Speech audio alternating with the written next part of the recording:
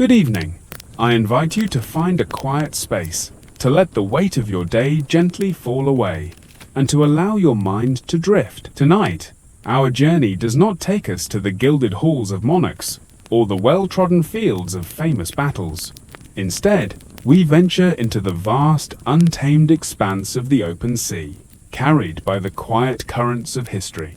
We are here to listen to the echoes of lives lived against the grain, to explore the stories that were often lost in the roar of the waves and the clamor of a world not ready for them. Our focus is the remarkable and often forgotten fate of female pirates. After their capture, after the black flags were lowered, the cannons fell silent, and their world of fierce freedom shrank to the confines of a wooden courtroom. To truly understand their story, we must first transport ourselves to the early 18th century. Imagine, if you will, the oppressive humidity of a Caribbean morning, the air thick with the scent of salt, damp earth, and blooming foliage. The world of the golden age of piracy was governed by a legal system that, for all its pomp and ceremony, was a ruthlessly efficient machine when it came to dealing with men who lived by the sword. For a male pirate, the path from capture to conclusion was a grim, well-trodden one.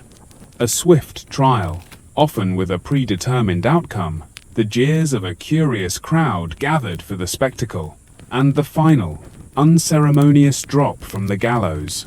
It was a brutal, but simple script, a story of crime and punishment, understood by all. But when a captured pirate was unmasked, and the face beneath the grime and sun weathering was revealed to be that of a woman, this formidable machine would grind to a screeching, undignified halt. It was as if a character had walked onto the stage who was not in the play, speaking a language no one could understand. The law, in all its powdered wig certainty, had no prepared lines for her. There were meticulously crafted statutes for sheep theft, for witchcraft, for marrying your cousin's cousin by accident, for every conceivable male transgression. But a woman who commanded a ship, who wielded a cutlass not out of madness but of will, who chose a life of plunder over the prescribed path of domesticity, this was an anomaly the courts were simply not built to process. The discovery would send a shockwave of moral, social, and bureaucratic confusion through the entire judicial apparatus. The first reaction in the courtroom was often one of collective, stunned disbelief.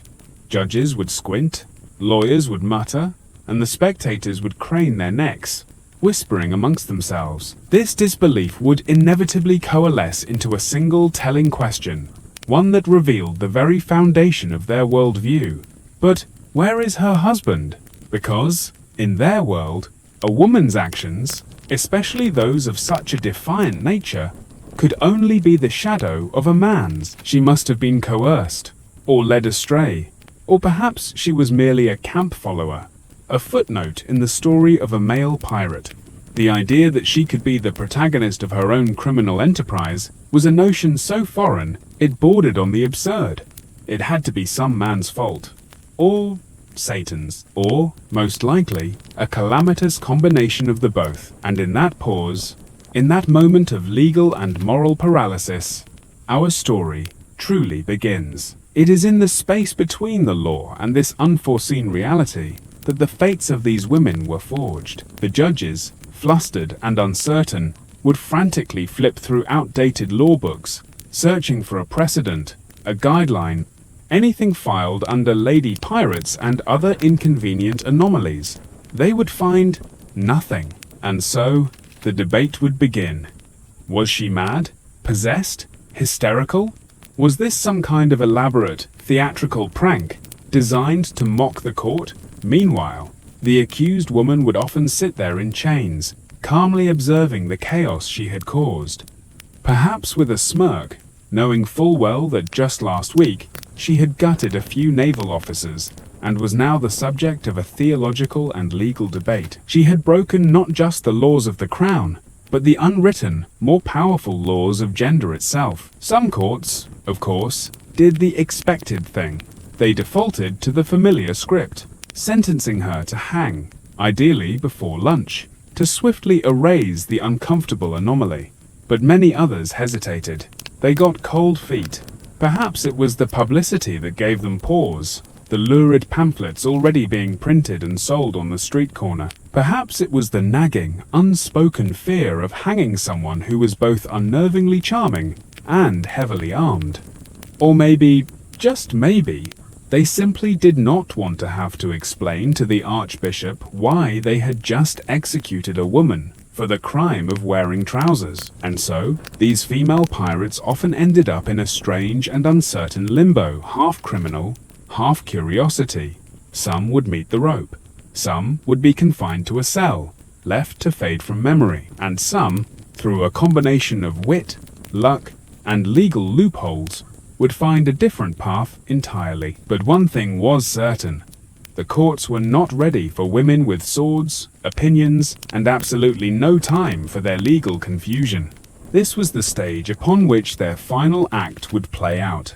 An act just as dramatic and unpredictable as their lives at sea. Our journey now brings us to the most famous, or perhaps infamous, of these women, Anne Bonny and Mary Read. Their story is intertwined, a testament to the unlikely bonds forged in the crucible of a life lived outside the law. Captured alongside their captain, Calico Jack Rackham, in October 1720, their trial in St.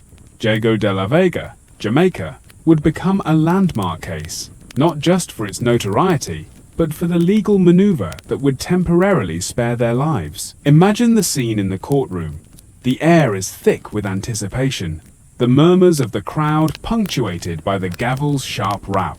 Calico Jack and his male crew had already been tried and condemned, their fate sealed.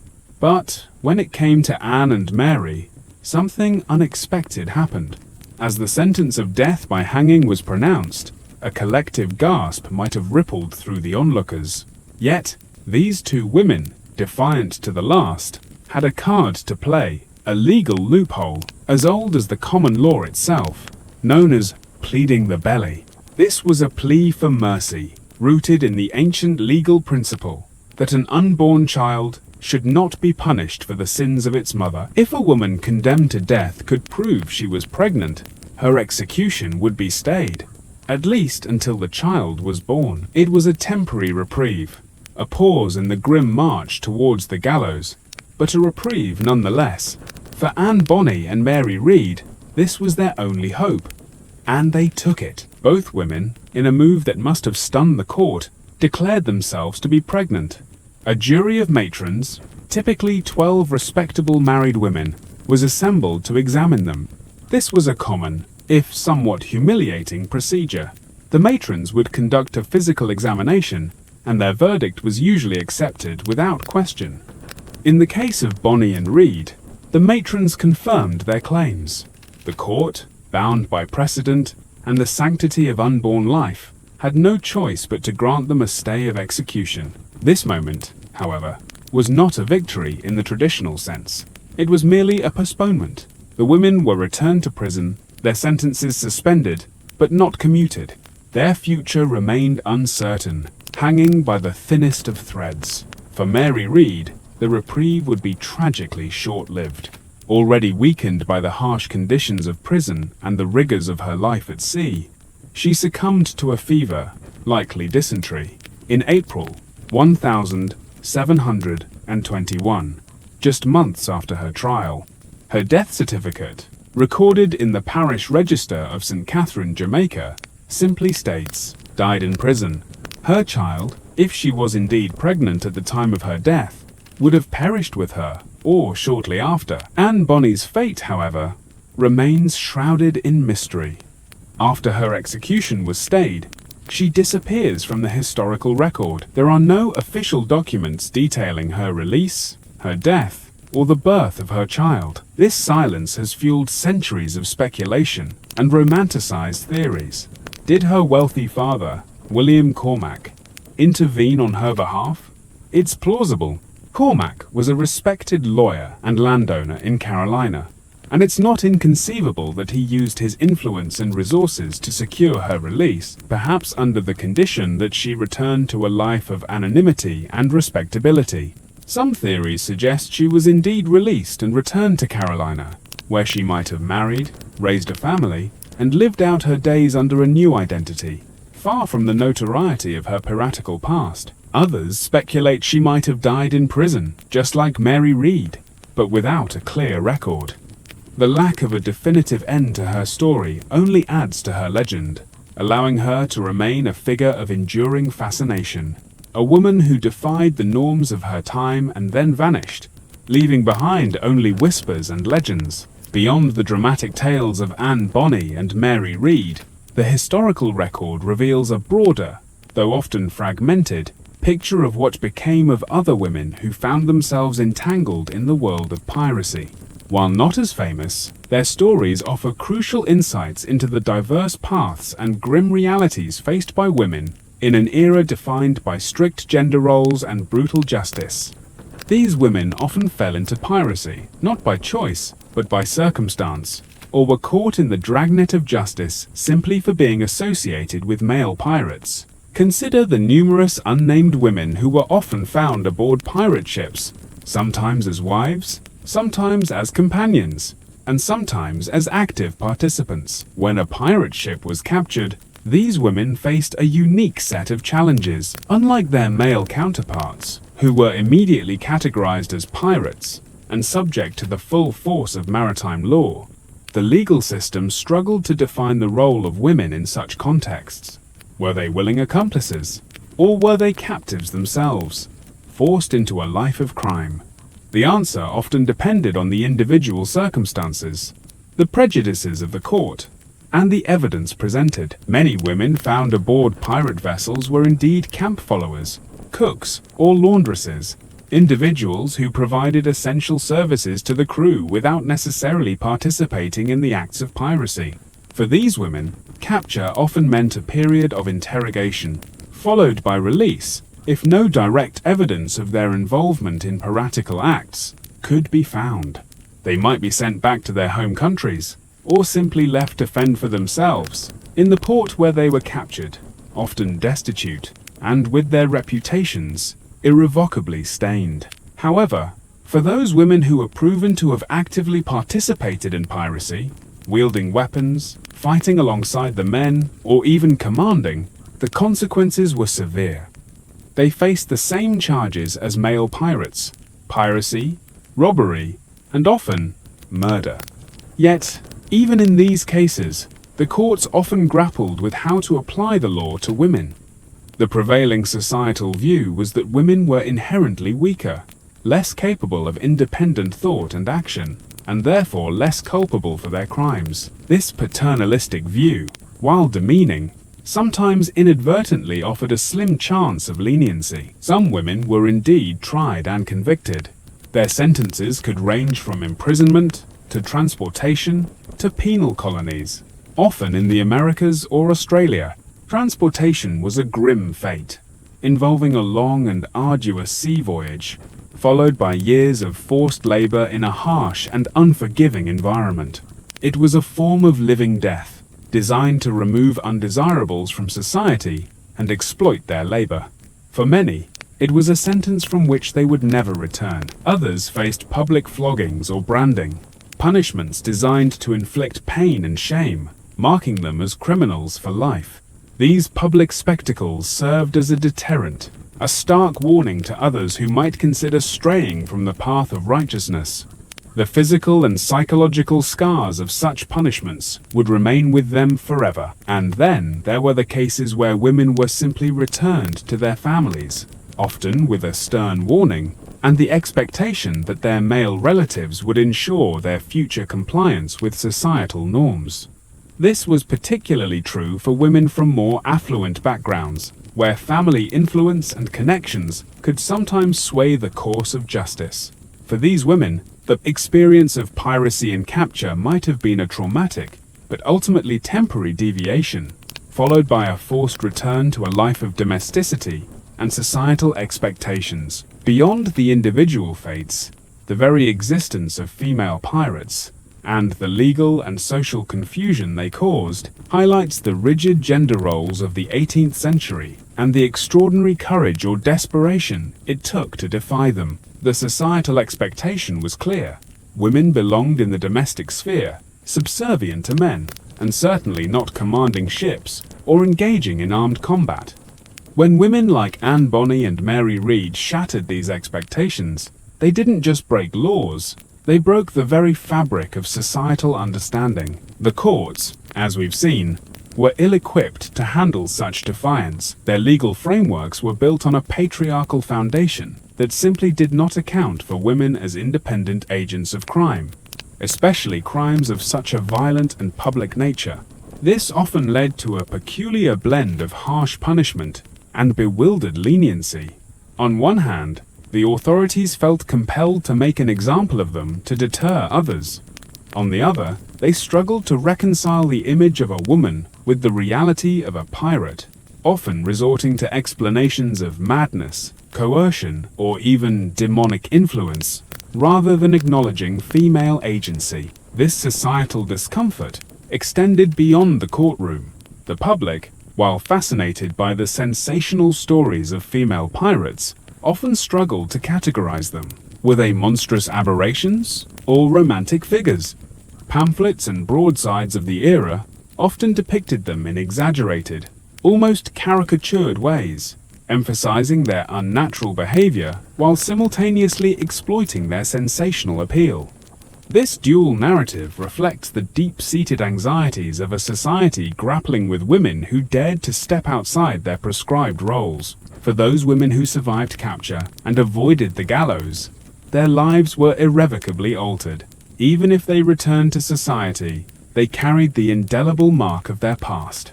Their reputations were ruined, their social standing destroyed. They might have been forced into lives of poverty, prostitution, or continued anonymity. The freedom they had briefly tasted on the high seas was replaced by a different kind of confinement, one imposed by societal judgment and the lingering shadow of their criminal past. Yet, in their defiance, these women left an enduring legacy.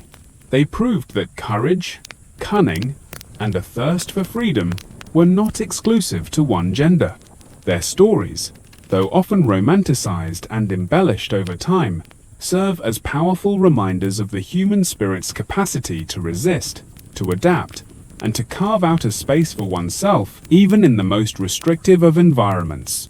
They were pioneers of a sort, albeit unwilling ones, pushing the boundaries of what was considered possible for women in their era, even if it meant facing the ultimate consequences. Let us now turn our attention to another remarkable figure, though from a different era and a different part of the world, Qing Shi, also known as Zheng Shi. Her story is perhaps the most extraordinary of all, not just for her rise to power, but for her astonishing ability to navigate the treacherous waters of both piracy and politics, ultimately securing a peaceful retirement, a fate almost unheard of for any pirate, male or female, of her magnitude. Qing Shi operated in the South China Sea in the early 19th century, commanding a fleet that, at its peak, was said to number over 1,800 ships and 80 pirates. Unlike her Western counterparts, whose careers were often cut short by capture or death, Qing Shi managed to build an empire. Her story begins as a former Cantonese prostitute who married Zheng Yi, a powerful pirate captain. Upon his death in 1807, she skillfully consolidated power, taking control of his vast Red Flag fleet. She was a brilliant strategist and administrator, implementing a strict code of conduct for her pirates, which included severe penalties for disobedience, rape, or theft from villagers. This discipline earned her the respect, and often the fear, of local populations and rival pirate groups alike. Her fleet became so dominant that the Qing dynasty government, along with the British and Portuguese navies, launched massive campaigns to suppress her. Yet, time and again, Qing Shi outmaneuvered them, inflicting heavy losses on her enemies. She was a master of naval warfare, utilizing her vast numbers and knowledge of the local waters to her advantage. Her reputation grew to legendary proportions, striking fear into the hearts of merchants and naval officers across the region. However, Qingxi understood that even the most formidable empire could not last forever. She recognized the shifting political tides and the increasing pressure from the combined forces arrayed against her. In 1810, she made a strategic decision that would secure her legacy and her future. She negotiated a surrender, but this was no ordinary surrender. She did not beg for mercy.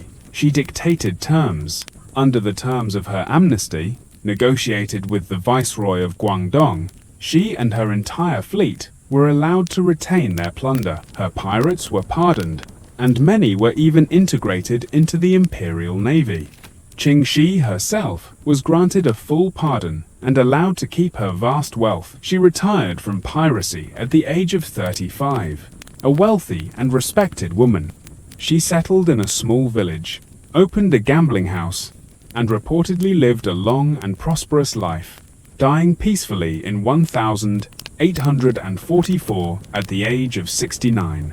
Her story stands in stark contrast to the grim fates of most pirates, male or female, and highlights the power of strategic thinking and negotiation, even in the face of overwhelming odds. Qingxi's story is a testament to the fact that while Western female pirates often faced a rigid legal system unprepared for their existence, women in other cultures, though still facing immense challenges, sometimes found different avenues for power and survival.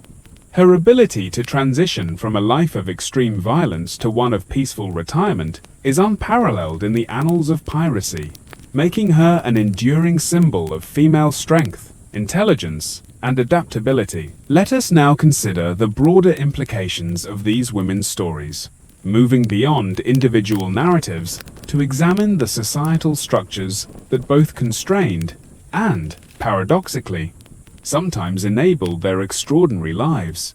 The very concept of a female pirate was a profound challenge to the patriarchal norms of the 17th and 18th centuries. Society was meticulously structured, with rigid roles for men and women.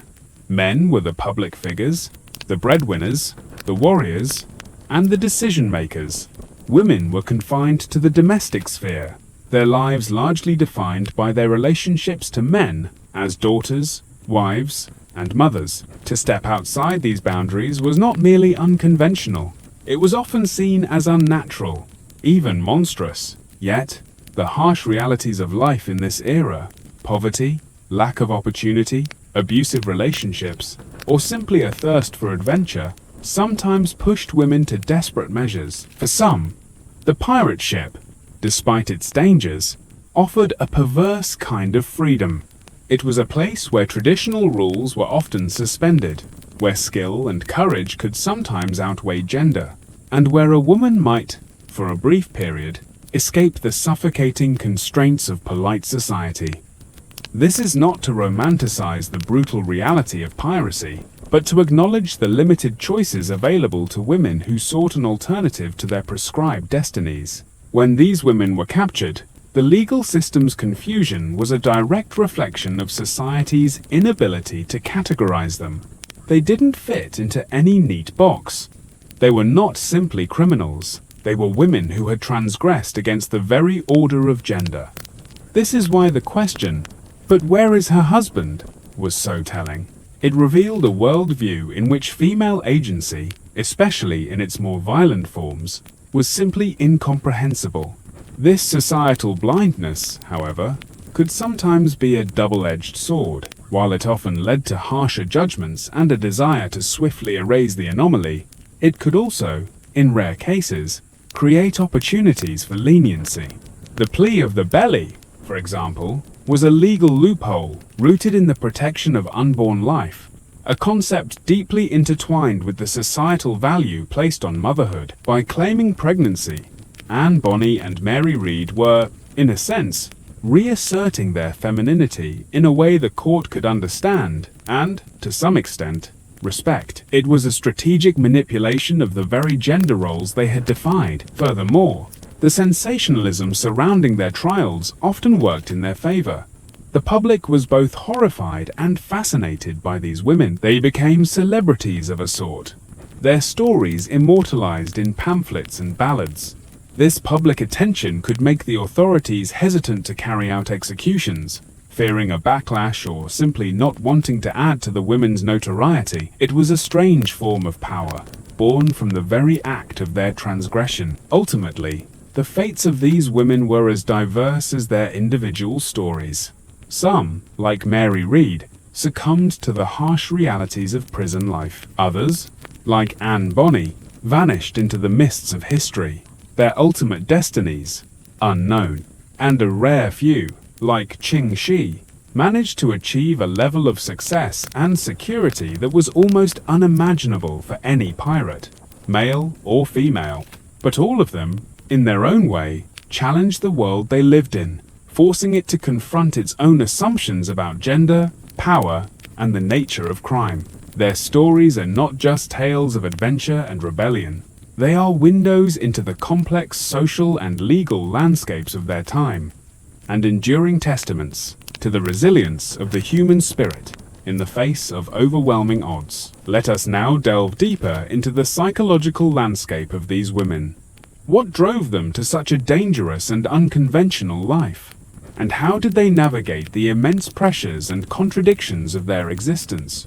While historical records rarely offer direct insights into their inner thoughts and feelings, we can, through careful analysis of their actions and the context in which they lived, begin to piece together a more nuanced understanding of their motivations. For many, the path to piracy was not a conscious choice, but a gradual slide, born of desperation and a lack of viable alternatives. Poverty was a powerful motivator. In an era with few social safety nets, women who were widowed, abandoned, or simply born into poverty faced a bleak future. The options were often limited to domestic service, which was often exploitative, or prostitution, which carried its own set of dangers and social stigmas.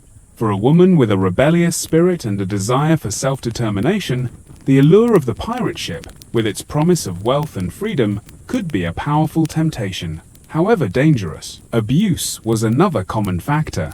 Many women who turned to piracy were fleeing abusive husbands, fathers, or employers. The pirate ship, in this context, became a sanctuary of sorts, a place where they could escape the violence and oppression of their former lives.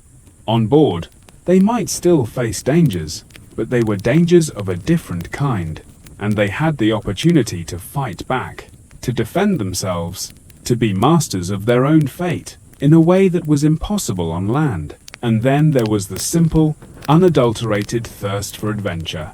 Some women, like some men, were simply not cut out for a quiet, domestic life. They craved excitement, danger, and the thrill of the unknown. They were drawn to the sea, to the promise of new horizons, and the freedom of the open ocean. For these women, piracy was not just a means of survival, it was a calling, a way of life that resonated with their own restless spirits. Once they embarked on this path, these women had to develop a remarkable degree of resilience and adaptability. They had to learn to fight, to navigate, to command respect in a male-dominated world. They had to be tougher, smarter, and more ruthless than their male counterparts, just to survive. They had to constantly prove their worth, to demonstrate that they were not just women, but pirates, capable of holding their own in any situation. This constant pressure must have taken a psychological toll. They lived in a state of perpetual vigilance, always on guard against betrayal from within and capture from without. They had to suppress their fears, their doubts, their vulnerabilities, and project an image of strength and confidence at all times. They had to navigate the complex social dynamics of the pirate crew, forging alliances, earning trust, and dealing with the inevitable conflicts and power struggles. And yet, amidst all this hardship, there were also moments of camaraderie, of loyalty, of a shared sense of purpose. The bonds forged between pirates, especially between women like Anne Bonny and Mary Read, were often incredibly strong.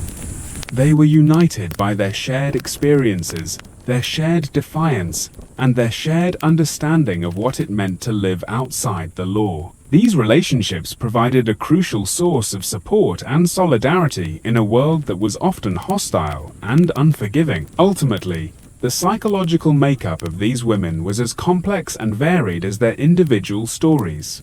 They were not simply one-dimensional figures of rebellion.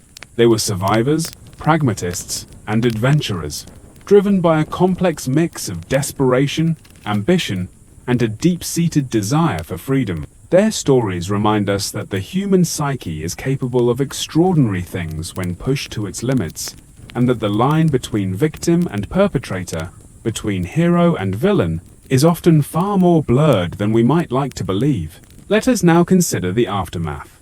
For those women who survived capture, trial, and punishment, what did the rest of their lives look like? How did they reintegrate into a society that had condemned them?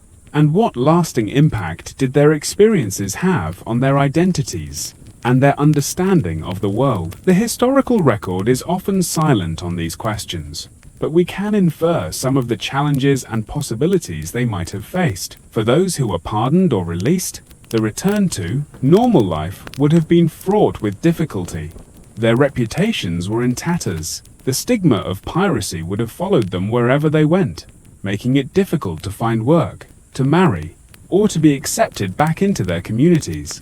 They would have been objects of suspicion and gossip, their every move scrutinized for signs of their former wildness. Some may have tried to erase their past, to adopt new identities, and start over in a new place where they were not known. This would have required a great deal of courage and resilience, as they would have had to constantly guard against their true identities being discovered.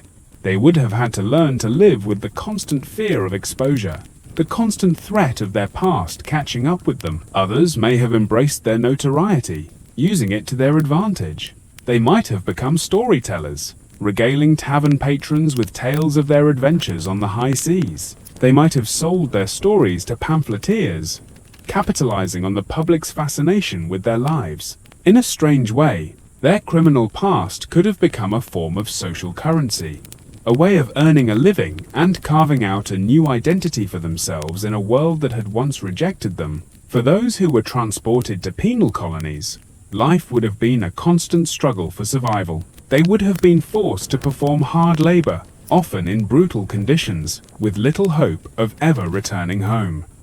Yet, even in these harsh environments, some may have found ways to carve out a life for themselves. They might have married other convicts, started families, and eventually earned their freedom, becoming part of the fabric of a new society, forged in the crucible of exile. And what of the psychological scars? The experience of piracy, capture, and punishment would have left an indelible mark on their souls. They would have witnessed and participated in acts of violence. They would have lived with the constant threat of death, and they would have endured the humiliation and trauma of the legal system. These experiences would have shaped their worldview, their relationships, and their sense of self in profound ways. Some may have been haunted by their past, plagued by nightmares and regrets. Others may have found a way to come to terms with their experiences, to integrate them into their life stories, and to find a measure of peace and acceptance. And some may have continued to harbor a rebellious spirit, a quiet defiance against the world that had tried to break them. Ultimately, the stories of these women do not end with their capture. They continue in the quiet, often unrecorded struggles and triumphs of their later lives.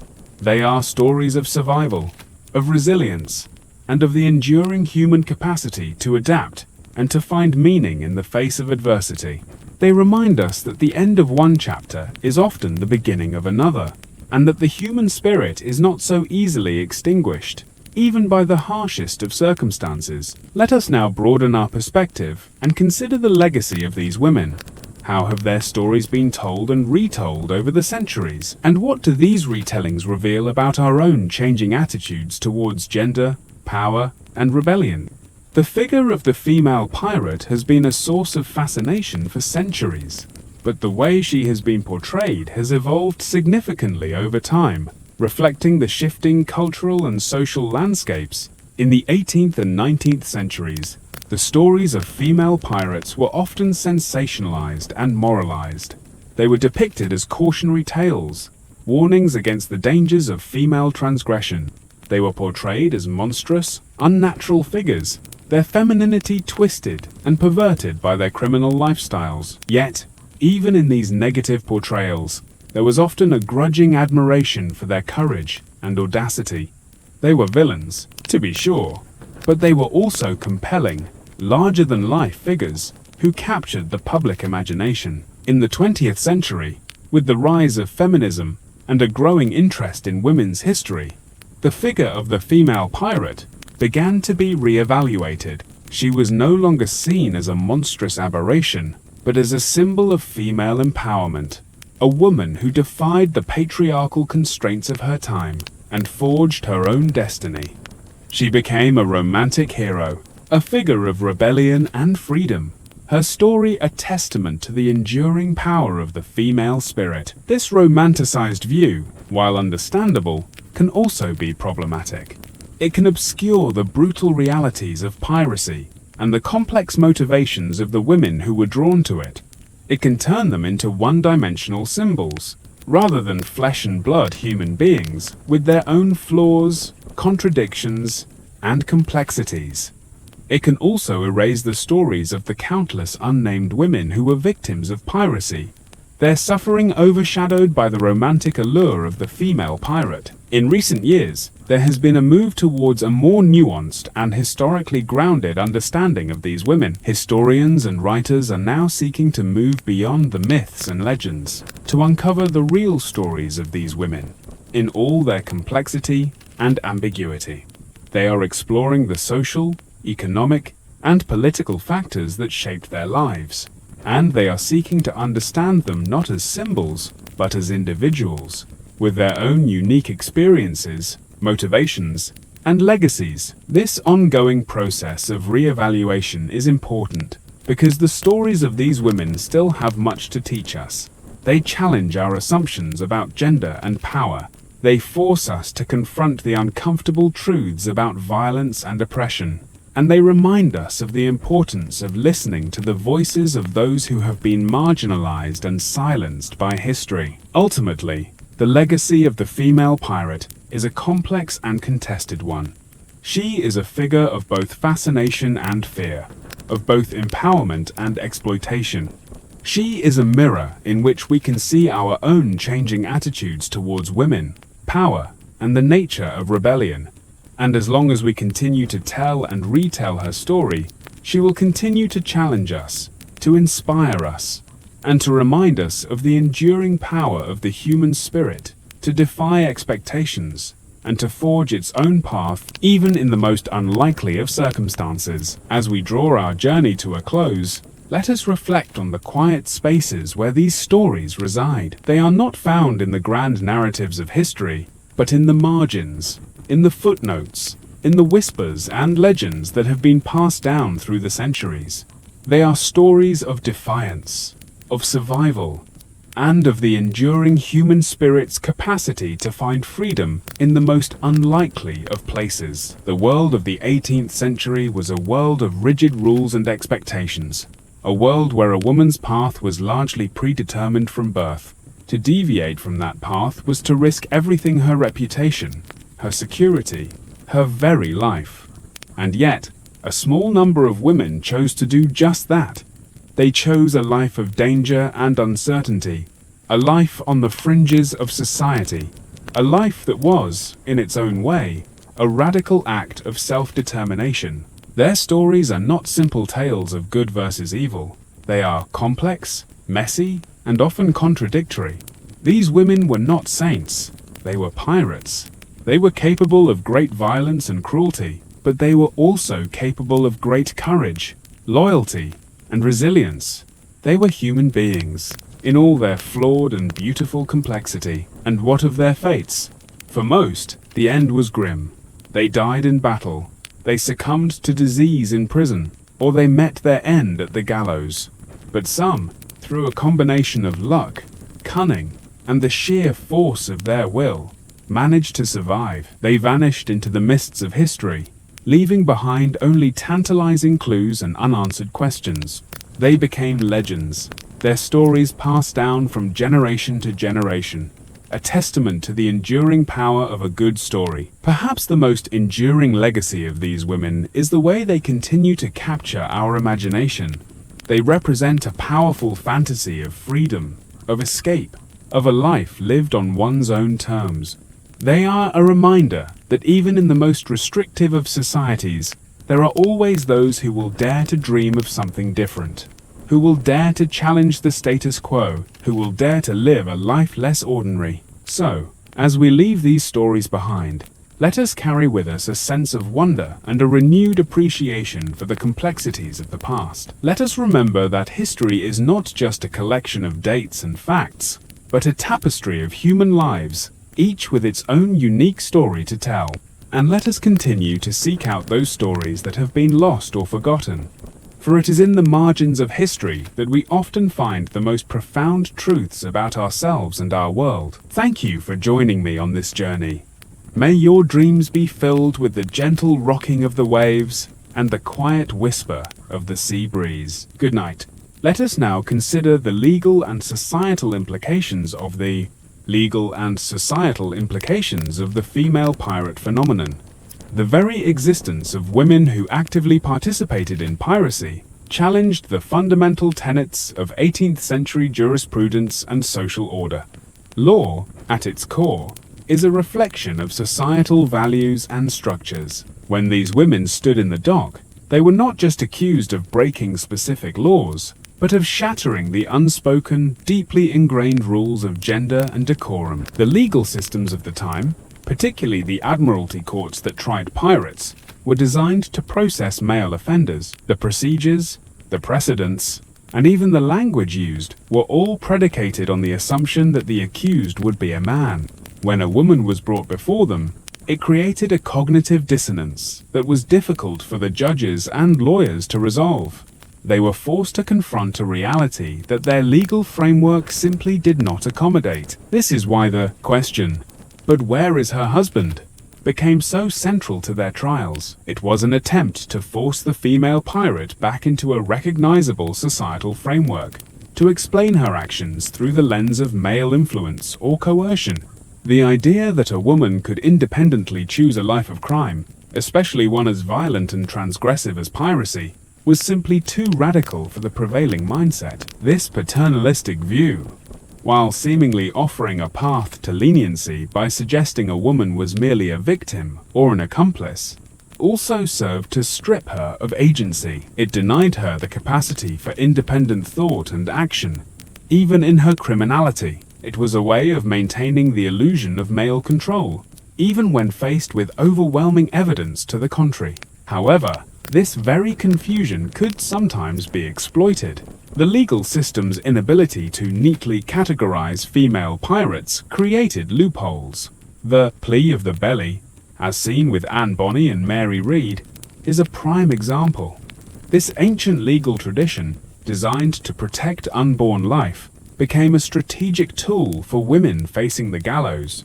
It forced the courts to pause, to acknowledge a biological reality that superseded the immediate legal judgment, at least temporarily. Beyond the legal intricacies, the phenomenon of female pirates also forced society to confront its own hypocrisy. While women were expected to be demure and submissive, the realities of poverty, war, and social inequality often pushed them into desperate circumstances. Piracy, for some, was not a choice born of malice, but a desperate bid for survival, a means to escape a life of destitution or abuse.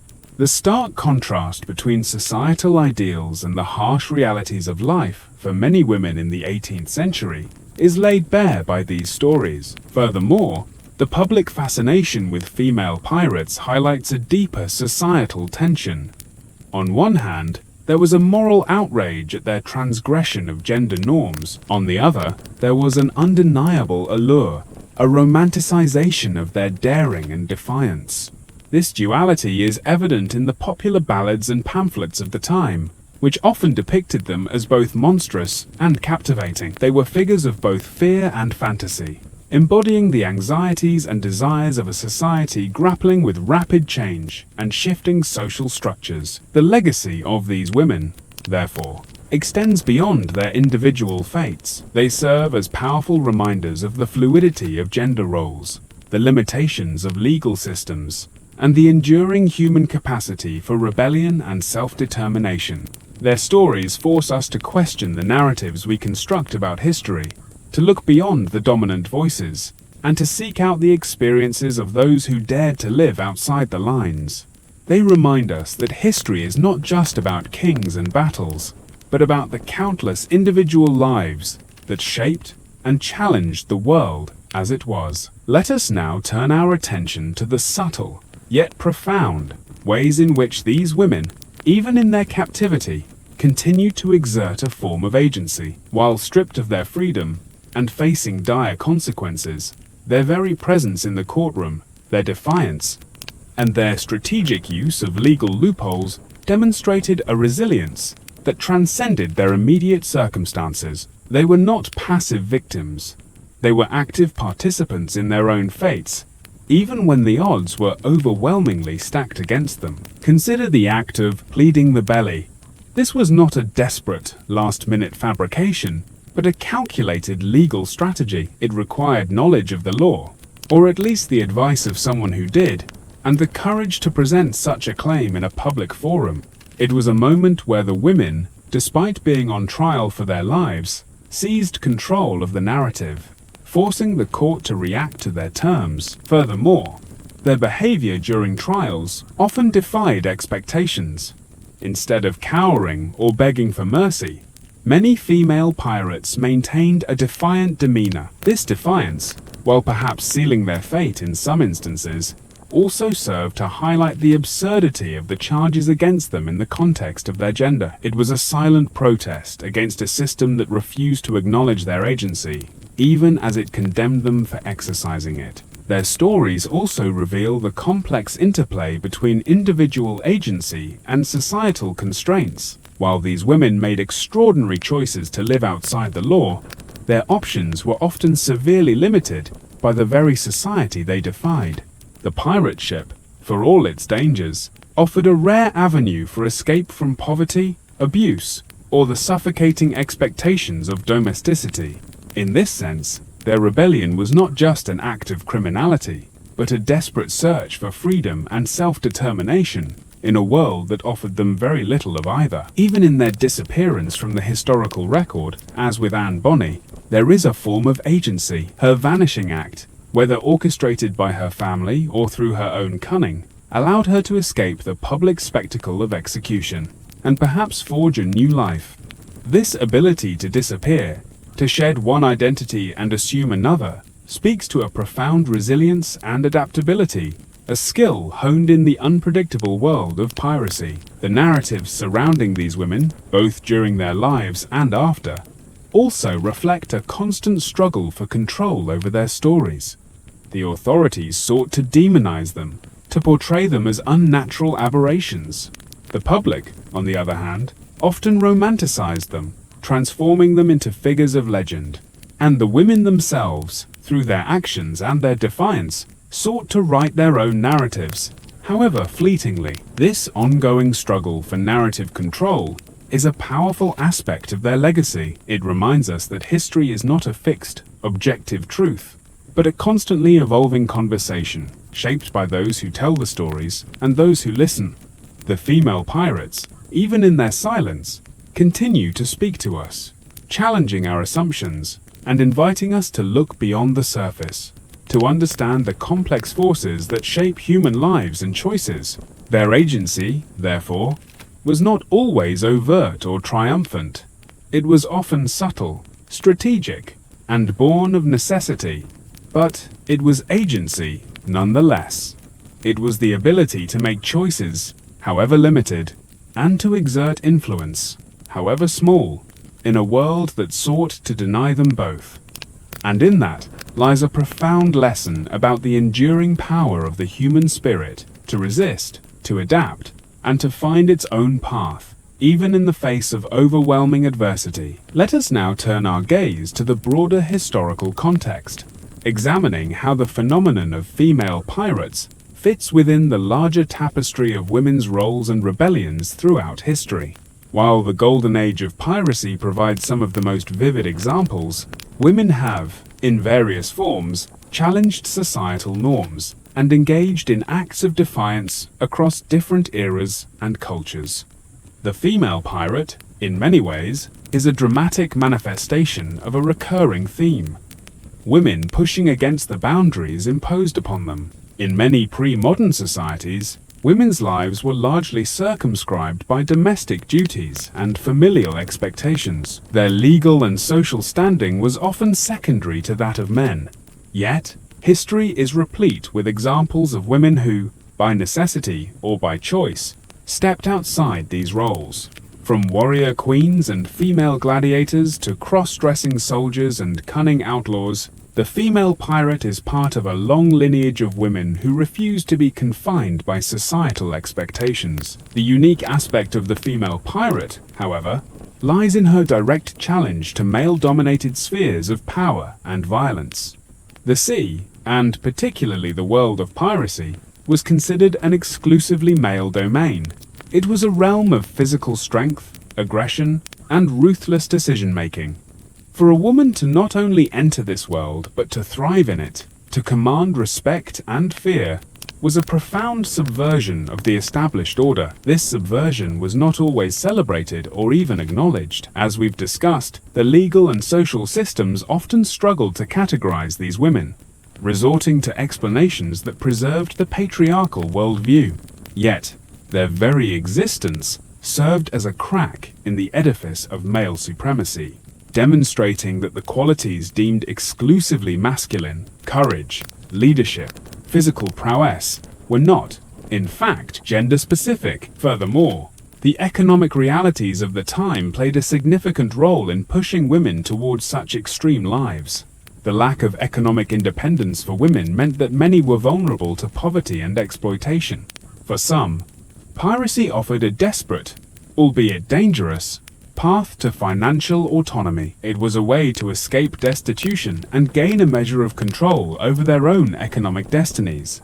However precarious that control might be, their stories also highlight the fluidity of identity. Many female pirates adopted male disguises, not just for practical reasons of survival and concealment, but also as a means of shedding the restrictive identity of woman and embracing the liberating, albeit dangerous, identity of pirate.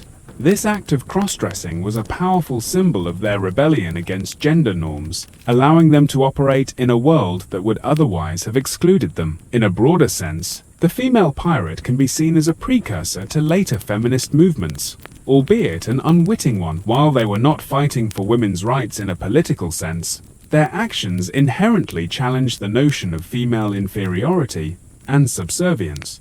They demonstrated, through their very lives, that women were capable of strength, independence, and leadership, qualities that would later become central to the arguments for gender equality. Thus, the stories of female pirates are not just isolated anecdotes of daring individuals. They are threads in a larger historical narrative of women's resistance and resilience.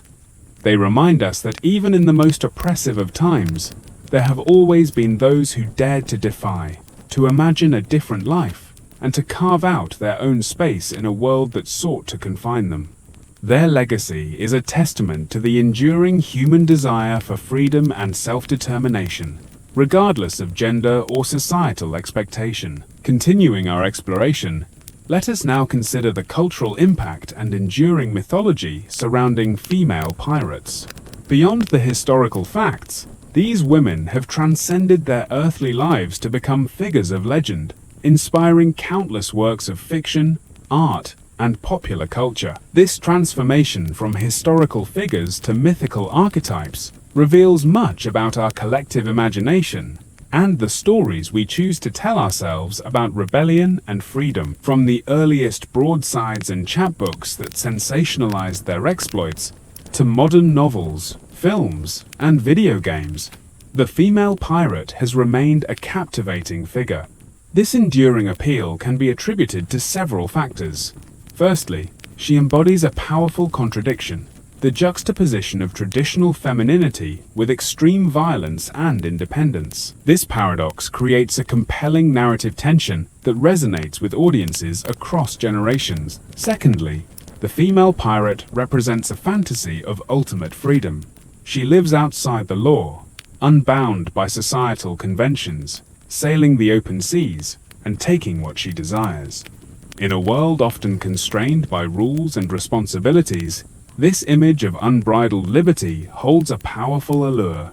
She is the ultimate rebel, a symbol of defiance against authority and conformity. Thirdly, her story often taps into themes of empowerment and subversion. For many, the female pirate is a symbol of female strength and agency in a male-dominated world. She challenges patriarchal norms, proving that women are capable of courage, leadership, and physical prowess. This makes her a particularly resonant figure in contemporary discussions about gender equality and female empowerment. However, this romanticization also carries certain risks. It can sometimes overshadow the harsh realities of piracy, which was a brutal and often desperate existence. It can gloss over the violence, the suffering, and the difficult choices these women had to make to survive. By turning them into idealized figures, we risk losing sight of their complex humanity and the specific historical contexts in which they lived. Moreover, the mythology often focuses on a select few, like Anne Bonny and Mary Read, while the stories of countless other women who were involved in piracy, often in less glamorous roles, remain largely untold. This selective storytelling can create a distorted view of history, emphasizing the sensational over the systemic. Despite these caveats, the cultural impact of the female pirate is undeniable. She has become an archetype, a powerful symbol that continues to evolve and adapt to contemporary concerns.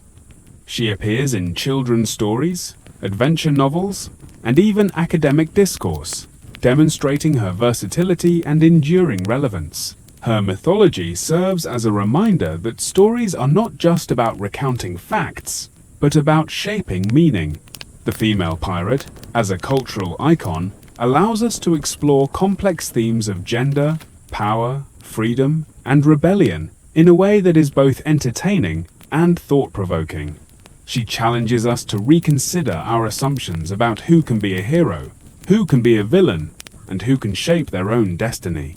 And as long as these questions remain relevant, the legend of the female pirate will continue to sail on, captivating new generations with her daring spirit and her unwavering defiance. Let us now consider the specific challenges faced by women who were captured and tried for piracy, delving deeper into the nuances of their legal battles and the societal pressures that influenced their outcomes. The trial of a pirate was, in many ways, a theatrical event, designed to assert the authority of the crown and deter future transgressions. For male pirates, the script was well rehearsed: capture, trial, condemnation, and execution. For women, however, the script often faltered, revealing the inherent biases and limitations of the legal system. The primary charge against pirates was often high treason, as piracy was considered an act against the crown itself. This carried a mandatory death sentence. However, proving active participation in piratical acts was crucial. For women, this was complicated by the prevailing belief that they were not capable of such independent criminal action. Prosecutors often had to prove that the woman was not merely a passenger or a coerced victim, but an active combatant or decision-maker. Witness testimony played a critical role. Survivors of pirate attacks or captured crew members would be called upon to identify the accused and describe their actions. For female pirates, this testimony often focused on their appearance in male attire, their wielding of weapons, and their participation in boarding parties or combat. Such descriptions were intended to shock the court and undermine any claims of innocence or coercion. However, the defense, if any was mounted, often leaned heavily on the gender of the accused. Arguments would be made that the woman was merely following orders, or that she was under the influence of a male pirate, typically her husband or lover. Legal system, steeped in patriarchal assumptions, was often receptive to such arguments, even if they were not always successful in securing an acquittal. The concept of coverture also played a role. Under English common law, a married woman's legal identity was subsumed by that of her husband. She could not own property, enter into contracts, or, in many cases, be held independently responsible for her crimes if they were committed under her husband's direction. While this legal principle was primarily intended to protect a husband's property and control, it could, in rare instances, be invoked to argue that a female pirate was merely an extension of her husband's criminal will, rather than an independent actor. However, the courts were also wary of setting precedents that would undermine their authority or encourage further female transgression. If a woman could easily escape punishment by claiming coercion, it would open a dangerous loophole. Thus, the judges often walked a fine line, balancing the prevailing societal views on female subservience with the need to maintain law and order. The public nature of these trials also added another layer of complexity. They were spectacles, drawing large crowds and generating widespread interest. The outcome of a female pirate's trial was not just a legal decision. It was a public statement about gender roles, morality, and the boundaries of acceptable behavior. The judges were keenly aware of this, and their decisions were often influenced by the need to uphold public order and reinforce traditional values. In some cases, the sheer audacity of the female pirate, her refusal to conform to expectations of feminine modesty or contrition, may have hardened the hearts of the court. Her defiance, while perhaps admirable to some, could be seen as an affront to the very authority the court represented, leading to a harsher judgment. Conversely, a display of remorse or a plea for mercy, particularly if accompanied by a claim of pregnancy, could sometimes sway the court towards leniency. Ultimately, the legal battles of female pirates were not just about guilt or innocence. They were about the very definition of womanhood in a society struggling to reconcile its rigid norms with the inconvenient realities of female agency. They were a microcosm of a larger societal struggle, played out in the confines of a courtroom, with the lives of these extraordinary women hanging in the balance. Let us now consider the psychological and emotional toll that a life of piracy, followed by capture and trial, must have taken on these women. While historical records rarely provide direct insights into their inner lives, we can infer much from the circumstances they endured. The transition from the boundless freedom of the open sea to the cramped, disease-ridden confines of a prison cell would have been a profound shock, a stark reminder of their lost liberty. The constant threat of violence, both from within their own crews and from external forces, would have fostered a state of perpetual vigilance. The camaraderie forged in shared danger could quickly turn to betrayal. The thrill of the chase and the plunder would have been interspersed with moments of terror and brutality. Living on the edge, with death as a constant companion, would have hardened their spirits, making them resilient, but perhaps also emotionally scarred. Upon capture, the humiliation of being stripped of their power, their weapons, and often their male attire, would have been immense. For women who had actively defied gender norms, being forced back into a traditional feminine role, even if only for the purpose of trial, would have been a profound psychological blow. The public spectacle of their trials, the jeers of the crowd, and the moral condemnation of society would have added to their torment. The uncertainty of their fate would have been another source of immense stress. Would they hang? Would they be transported? Would they be released? The agonizing wait for judgment, often prolonged by legal complexities and societal debates, would have been a period of intense anxiety and despair. The knowledge that their lives hung by a thread, dependent on the whims of judges and juries, would have been a heavy burden to bear. For those who were pregnant, the added burden of protecting an unborn child in such harsh conditions would have been overwhelming. The fear of losing the child, either through miscarriage or stillbirth, or of bringing a child into a world of imprisonment and condemnation, would have been a constant source of anguish. The plea of the belly, while a strategic legal maneuver, was also a desperate act of a mother trying to save her child, even if it meant prolonging her own suffering. And what of the guilt, if any, they felt for their actions? While some may have been hardened criminals, others may have been driven to piracy by desperation or circumstance.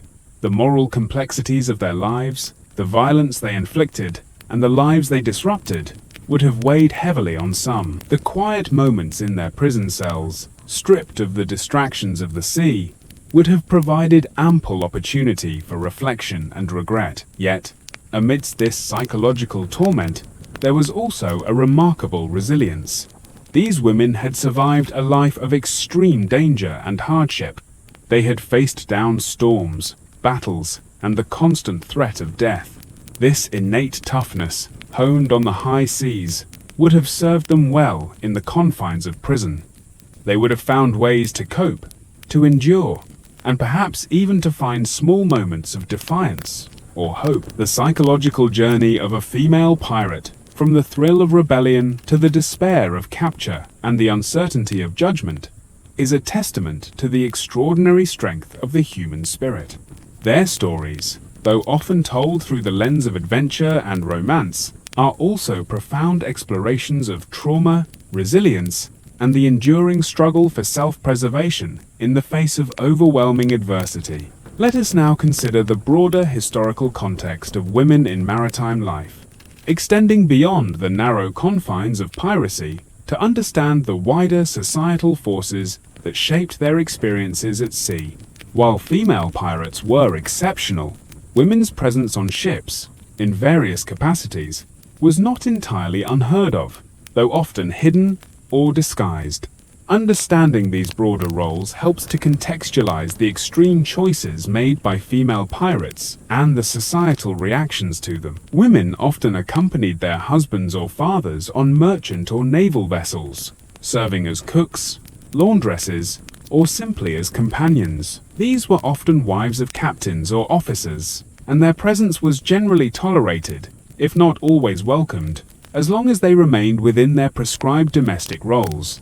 Their lives at sea were still largely confined to the private quarters, and they were expected to be invisible to the crew and to avoid interfering with the ship's operations. However, the harsh realities of life at sea, particularly on long voyages, often blurred these lines.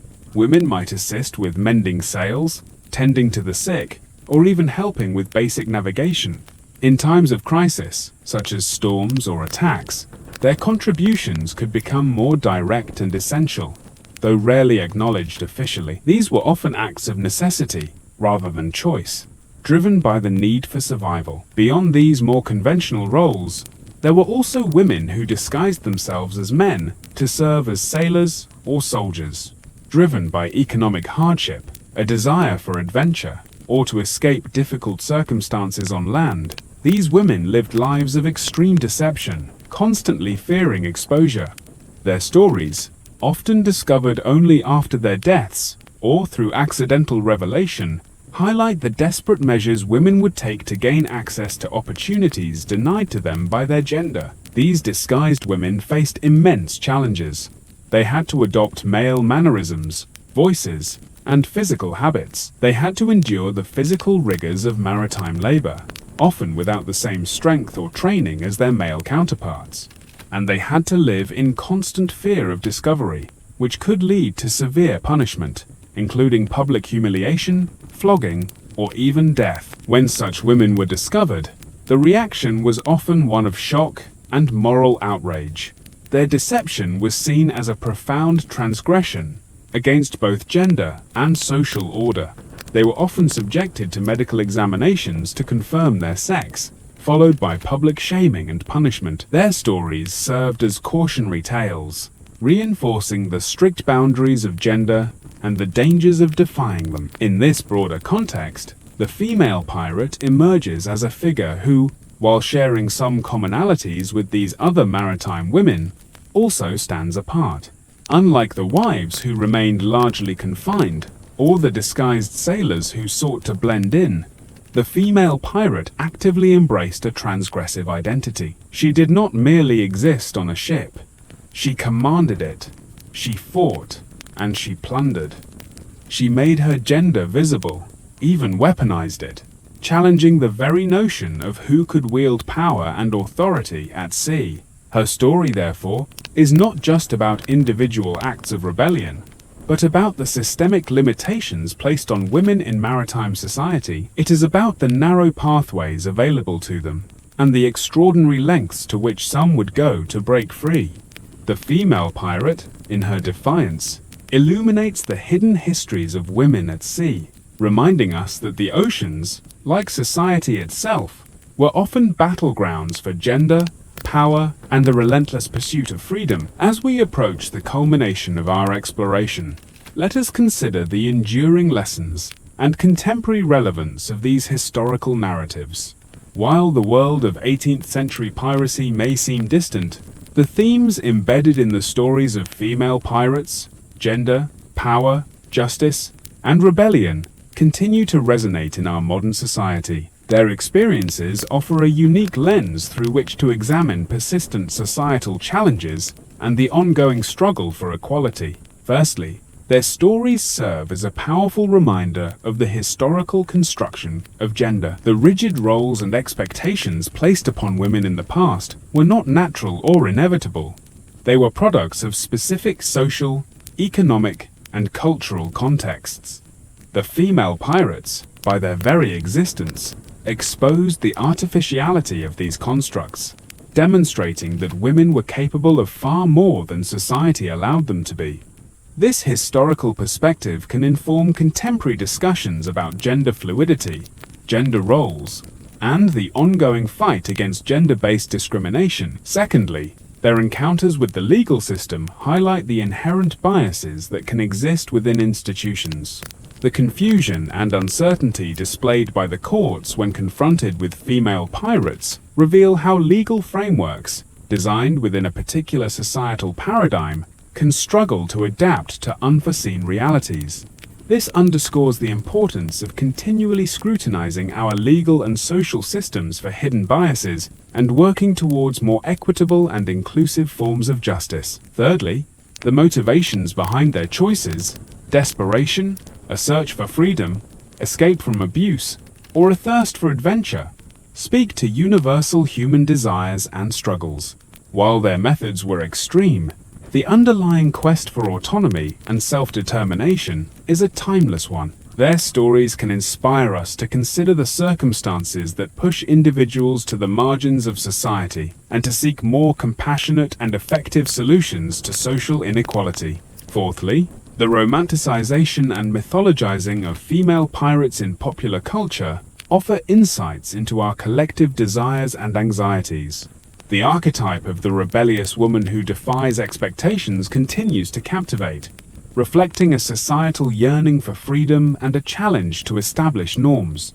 However, it also reminds us to critically examine how history is presented and consumed, ensuring that the complexities and harsh realities are not lost in the pursuit of sensationalism. Finally, the silence in the historical record regarding the ultimate fates of many of these women serves as a poignant reminder of the voices that have been marginalized or erased from history.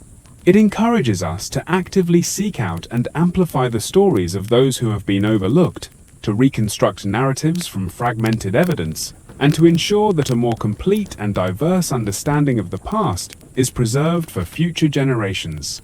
The absence of definitive answers for figures like Anne Bonny is not just a historical curiosity, it is a call to action, urging us to question what else has been lost or deliberately suppressed. In conclusion, the tales of female pirates are far more than mere swashbuckling adventures. They are rich, complex narratives that illuminate the intricate interplay of individual agency, societal constraints, and historical change. They challenge us to think critically about gender, power, and justice.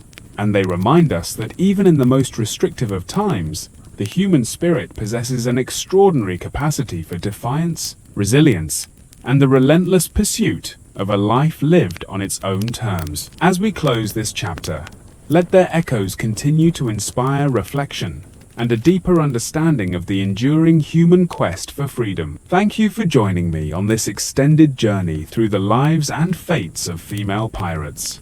May your night be peaceful, and your dreams be filled with the quiet strength of those who dared to defy. Good night. Let us now consider the economic underpinnings that, paradoxically, both constrained and propelled women into lives of piracy. The 18th century was a period of immense economic upheaval and limited opportunities, particularly for women.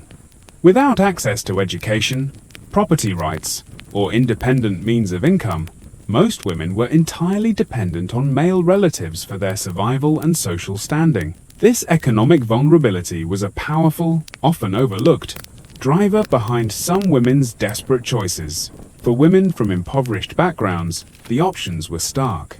Domestic service, while common, often involved long hours, low wages, and vulnerability to abuse. Factory work, where available, was equally grueling and poorly compensated. Prostitution, a grim reality for many, offered a precarious existence fraught with danger and social ostracization. Marriage, while the societal ideal, was not always a guarantee of security or happiness, often trapping women in abusive or impoverished unions. In this context, the pirate ship, for all its inherent dangers, could present a distorted semblance of economic opportunity. While not a conventional career path, it offered the potential for immediate wealth through plunder. A successful raid could yield riches far beyond what a woman could ever hope to earn through legitimate means. This promise of financial independence, however fleeting and perilous, was a powerful lure for those with nothing left to lose. Furthermore, within the pirate community, the traditional economic hierarchies of land-based society were often inverted or disregarded. While still male-dominated, the pirate code often emphasized a rough form of egalitarianism, where shares of plunder were distributed more equitably than in legitimate maritime ventures. For women who actively participated in raids and battles, this could translate into a direct share of the spoils, granting them a degree of economic autonomy unheard of in conventional society. However, this economic freedom came at an immense cost. The life of a pirate was short and brutal, constantly threatened by naval patrols, rival pirates, disease, and the ever-present danger of the sea itself. The wealth gained was often quickly squandered in port, or lost upon capture. The long-term economic security that legitimate society offered, however meager, was sacrificed for the immediate, high-stakes gamble of piracy. Upon capture, the economic consequences were immediate and devastating. Any accumulated wealth was confiscated, and the women were left destitute. Their past lives, if they had any respectable connections, were irrevocably severed, making it nearly impossible to re-enter legitimate society and earn a living. They were often left to rely on charity, or forced back into the very desperate circumstances they had sought to escape. Yet, the pursuit of economic autonomy, however misguided or dangerous, remains a powerful thread in the stories of these women. It reminds us that while their actions were criminal, their motivations were often rooted in a fundamental human desire for survival and self-sufficiency. Their lives serve as a stark commentary on the economic injustices of their era, and the extreme lengths to which individuals will go when conventional pathways to a dignified existence are denied to them. Let us now explore the fascinating, albeit often sensationalized, accounts of female pirates in contemporary literature and popular culture of their time. The 18th century, particularly the early decades, witnessed a burgeoning print culture, with pamphlets, broadsides, and chapbooks serving as the primary means of disseminating news and entertainment. The exploits of pirates, especially female ones, proved to be irresistible fodder for these publications, shaping public perception and contributing to their enduring legend. One of the most influential works was Captain Charles Johnson's A General History of the Pirates, first published in 1724. While the authorship is debated, and its historical accuracy often questionable, Johnson's work became the definitive source for many pirate legends, including those of Anne Bonny and Mary Read. His vivid, often embellished, accounts painted a picture of daring adventures and brutal justice, captivating readers and cementing the image of the pirate in the public imagination. Johnson's portrayal of Bonny and Read, while acknowledging their ferocity and skill in combat, also framed their stories within the moralistic conventions of the time. He emphasized their cross-dressing as a means of concealment, and their ultimate fates, Mary's death in prison, Anne's mysterious disappearance, as a form of divine retribution or a return to a more natural order. Yet, even within this moralizing framework, their audacity and defiance shone through, making them compelling figures. Beyond Johnson, numerous broadsides and pamphlets circulated, often produced quickly after a capture or execution to capitalize on public interest. These were the tabloids of their day, featuring sensational headlines and often exaggerated details. They depicted female pirates as monstrous aberrations, as women who had abandoned their natural roles and embraced a life of sin and violence. The emphasis was often on their unnatural behavior, their rejection of domesticity, and their supposed moral depravity. However, even in these negative portrayals, there was an underlying fascination. The very act of a woman becoming a pirate was so transgressive, so outside the norm, that it commanded attention. The public was both horrified and intrigued, drawn to the spectacle of women who dared to defy every societal expectation. This dual reaction, condemnation mixed with fascination, is a recurring theme in the contemporary reception of female pirates. These popular accounts, while not always historically accurate, played a crucial role in shaping the mythology of the female pirate. They transformed real women into larger-than-life figures, embodying both the fears and the hidden desires of a society grappling with rigid gender roles. They served as cautionary tales, reinforcing societal norms, but also, perhaps inadvertently, as sources of inspiration for those who secretly yearned for a life of freedom and adventure. The portrayal of female pirates in these early works also laid the groundwork for their later romanticization. The image of the daring, sword-wielding woman defying convention on the high seas proved to be an enduring archetype. While the moral judgments of the 18th century have largely faded, the allure of the female pirate as a symbol of rebellion and empowerment has only grown stronger over time, demonstrating the lasting power of these early narratives to shape our collective imagination. Let us now consider the role of disguise and identity in the lives of female pirates, both before and after their capture. For many women who ventured into male-dominated spaces, particularly at sea, adopting male attire and a male persona was not merely a choice, but a necessity for survival and operational effectiveness. This act of cross-dressing was a profound statement, a physical manifestation of their rebellion against prescribed gender roles, and it carried significant implications for their lives and fates. Before capture, male disguise offered several practical advantages. It allowed women to blend in with the crew, avoiding immediate suspicion and the social ostracization or sexual harassment that might come with being an openly female presence on a pirate ship. It facilitated their participation in combat, as a woman in skirts would be a hindrance in a fight. More importantly, it enabled them to command authority and respect in a world where leadership was almost exclusively associated with masculinity.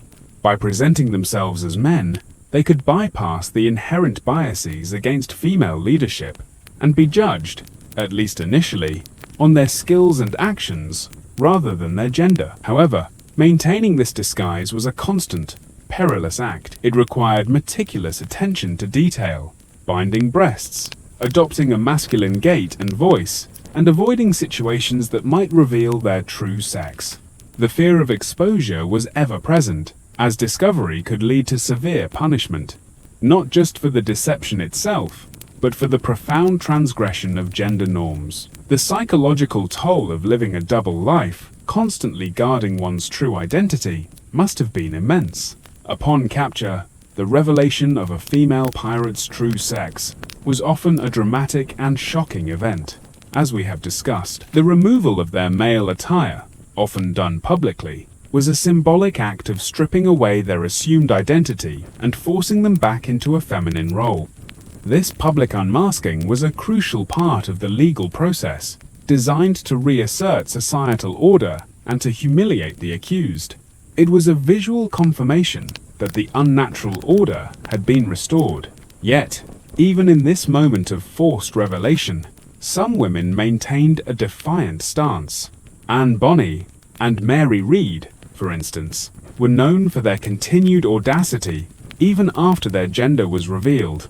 Their refusal to conform to the expected feminine submissiveness in the courtroom further highlighted the depth of their rebellion and the challenge they posed to societal norms. For those who survived and were released, the return to a female identity could be equally complex. Having lived as men, experienced the freedoms and responsibilities associated with masculinity, reverting to the restrictive roles of women would have been a profound adjustment. The skills they had acquired, fighting, navigating, commanding, would have been largely useless or even detrimental in a domestic setting.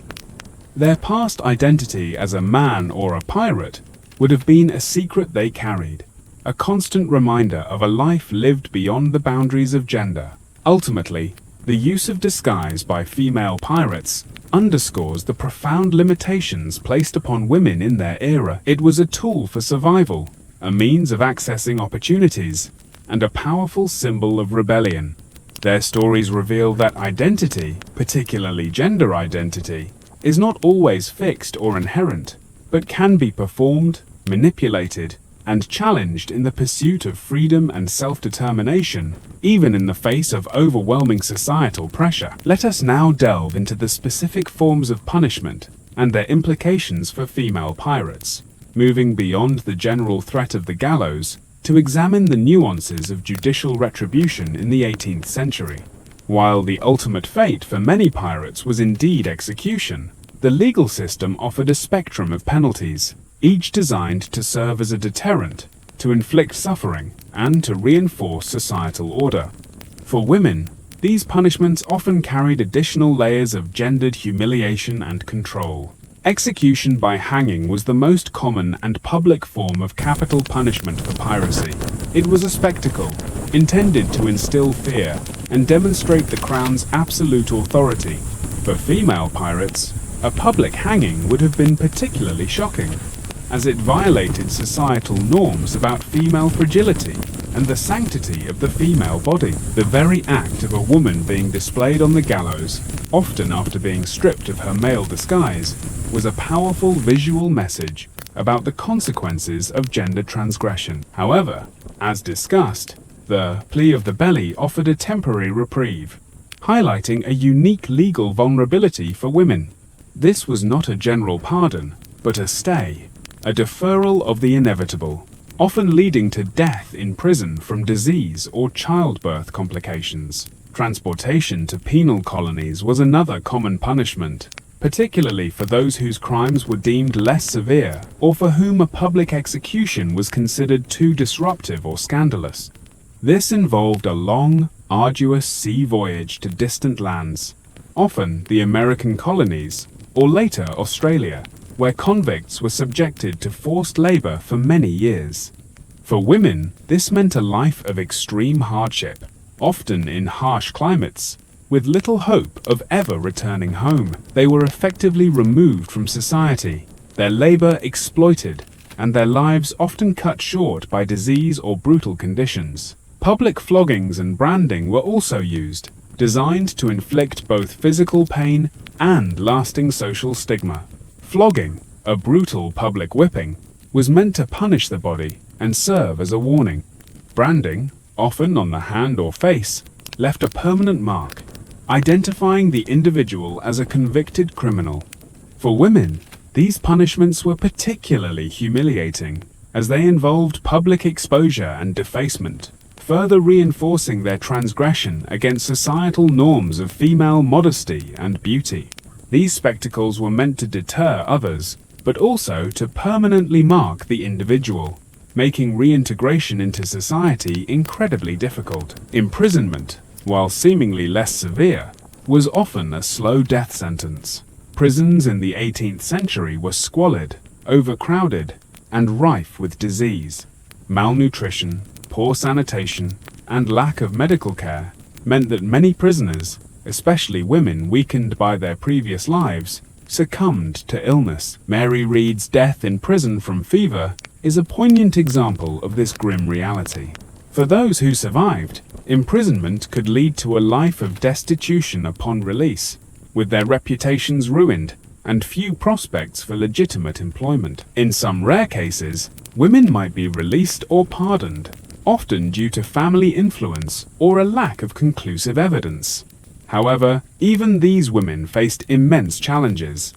Their reputations were irrevocably stained, and they would have struggled to find acceptance in polite society. They might have been forced to live under new identities, constantly fearing exposure, or to return to the very desperate circumstances that had driven them to piracy in the first place. Ultimately, the punishments meted out to female pirates were a reflection of a society grappling with an anomaly. They were designed not just to punish crime, but to reassert gender roles and maintain social order.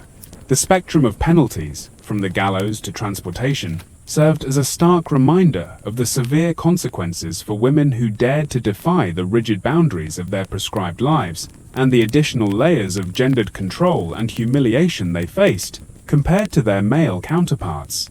Let us now consider the role of popular culture and historical memory in shaping our understanding of female pirates. From the moment their stories first emerged in the 18th century, these women captured the public imagination, becoming figures of fascination, fear, and, ultimately, legend. The way their narratives have been preserved, embellished, and reinterpreted over time reveals much about societal attitudes towards gender, rebellion, and the allure of the outlaw. Early accounts, such as those found in Captain Charles Johnson's A General History of the Pirates, were instrumental in cementing the image of female pirates in the public consciousness. While these works claimed to be historical, they often blended fact with fiction, exaggerating exploits and moralizing outcomes to suit the tastes of the time. Johnson's descriptions of Anne Bonny and Mary Read, for instance, emphasized their ferocity in battle and their defiance in court, but also subtly reinforced societal norms by highlighting their eventual grim fates or mysterious disappearances as a form of natural justice. Broadsides, ballads, and chapbooks further disseminated these stories, often simplifying them into archetypal narratives of daring women who defied convention. These popular forms of media, akin to modern tabloids, focused on the sensational aspects: cross-dressing, violent encounters, and scandalous behavior. While condemning their actions, these publications inadvertently contributed to their legendary status, making them household names and figures of morbid curiosity. As centuries passed, the historical memory of female pirates evolved. In the Victorian era, their stories were often sanitized or romanticized, stripped of their grittier details to fit a more palatable narrative of adventure. The emphasis shifted from their criminality to their daring spirit, transforming them into figures of exotic romance rather than dangerous transgressors. This period saw the rise of fictional female pirates, who were often noble, tragic, or driven by love, rather than the harsh realities of survival. With the advent of the 20th century and the rise of feminist movements, female pirates began to be re-evaluated through a new lens.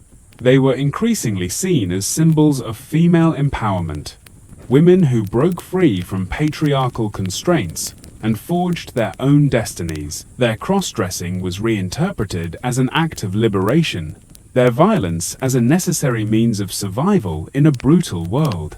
This modern interpretation often celebrated their defiance, transforming them into proto-feminist icons who challenged the very foundations of gender inequality. However, this romanticization, while empowering, can also obscure the complex realities of their lives. It risks turning them into one-dimensional symbols, rather than acknowledging their full humanity, including their flaws, their participation in violence, and the often desperate circumstances that drove them to piracy. It also tends to focus on a select few, like Bonnie and Reed, while the stories of countless other women involved in piracy, often in less glamorous roles, remain largely untold. Today, female pirates continue to captivate.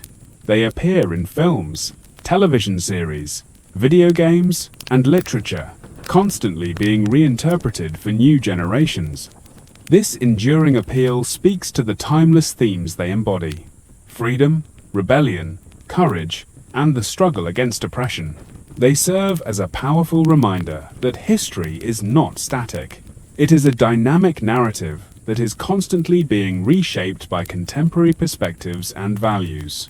Ultimately, the popular culture surrounding female pirates is a testament to their enduring power as archetypes. They are figures who transcend their historical context, continuing to inspire, provoke, and challenge our understanding of gender, power, and the human capacity for both extraordinary daring and profound transgression. Their legends, though often embellished, keep their spirit alive, ensuring that the echoes of their defiance continue to ripple through time. Let us now delve into the often overlooked aspects of social support and community within the pirate world, and how these dynamics influence the lives and fates of female pirates. While piracy is often depicted as a lawless, every man for himself existence, pirate crews often operated under their own strict codes and fostered a unique sense of camaraderie and mutual dependence. For women, navigating this complex social landscape was crucial for survival and, in some cases, for achieving a degree of power and respect. Within a pirate crew, loyalty was paramount, often enforced through brutal discipline. However, there was also a strong sense of shared risk and shared reward. Unlike the hierarchical structures of naval or merchant ships, pirate vessels often operated on more egalitarian principles, with captains elected and plunder distributed according to agreed-upon shares. For women who were accepted as full members of the crew, this could mean a level of autonomy and economic participation unheard of in conventional society. Female pirates like Anne Bonny and Mary Read earned their place through their skill in combat and their willingness to participate in raids. They were not merely passengers, they were active combatants, fighting alongside the men and earning their respect. This earned respect provided a form of social capital, offering them protection and influence within the crew. Their male counterparts, despite societal norms, often came to view them as equals in battle, if not in gender. However, this acceptance was often conditional. The pirate code, while offering a degree of freedom, also had its own limitations. For instance, some pirate articles explicitly forbade women on board, reflecting the superstitions and biases of the time. Those who defied these rules, like Bonny and Reed, often did so by disguising their gender, highlighting the precariousness of their position. Upon capture, the bonds of the pirate community were severely tested. While male pirates often faced their fates with a grim solidarity, the presence of women introduced a new dynamic. The legal system's confusion about female pirates meant that their male companions often faced the dilemma of whether to protect them, potentially incriminating themselves further, or to distance themselves. Calico Jack Rackham's reported disdain for Bonny and Reed's fighting spirit during their capture, for example, suggests a breakdown of this solidarity under pressure. Yet, the plea of the belly, while a legal maneuver, also relied on a form of communal understanding. Even if forced, the jury of matrons, representing the broader female community, played a crucial role in validating the claims of pregnancy, demonstrating a subtle form of female solidarity that transcended the legal framework. This informal network of support, however limited, could sometimes offer a lifeline. After release or escape, the social support networks for female pirates would have been almost non-existent in legitimate society. They were outcasts, their past making them unwelcome. This often forced them back into the margins, relying on informal economies or the kindness of strangers. However, some may have found solace and support within underground communities of former outlaws or those who lived outside conventional society, where their past might be understood or even respected. Ultimately, the social dynamics within the pirate world and the broader society played a critical role in shaping the lives and fates of female pirates. While they found a unique, albeit dangerous form of community and acceptance on board their ships, their interactions with the legal system and conventional society revealed the fragility of these bonds and the immense challenges they faced in a world unwilling to accommodate their defiance. Their stories underscore the complex interplay between individual agency and the power of social structures, even in the most unconventional of settings. Let us now turn our attention to the fascinating, yet often tragic, intersection of health, disease, and survival in the lives of female pirates. Particularly after their capture, the 18th century was an era rife with disease, and life at sea, coupled with the harsh conditions of imprisonment, presented a formidable challenge to human health. For women, who often faced additional vulnerabilities, these factors played a critical role in determining their ultimate fates. Life aboard a pirate ship, while offering a degree of freedom, was far from healthy. Malnutrition was common, with diets often lacking fresh fruits and vegetables, leading to diseases like scurvy, poor hygiene, cramped living quarters, and the constant presence of vermin created breeding grounds for infections. Injuries from combat were frequent, and without proper medical care, even minor wounds could become fatal due to infection. Women, who might have been less accustomed to such harsh physical conditions than their male counterparts, could have been particularly susceptible. Upon capture, the health risks escalated dramatically. Prisons of the 18th century were notorious for their appalling conditions. Overcrowding, lack of sanitation, contaminated water, and inadequate food supplies made them hotbeds for contagious diseases. Typhus, dysentery, smallpox, and jail fever swept through prison populations, claiming countless lives. For prisoners already weakened by their lives at sea, the transition to such an environment was often a death sentence. Mary Read's death in prison from fever, likely typhus or dysentery, is a stark illustration of this reality. Despite her temporary reprieve due to pregnancy, the brutal conditions of her confinement ultimately claimed her life.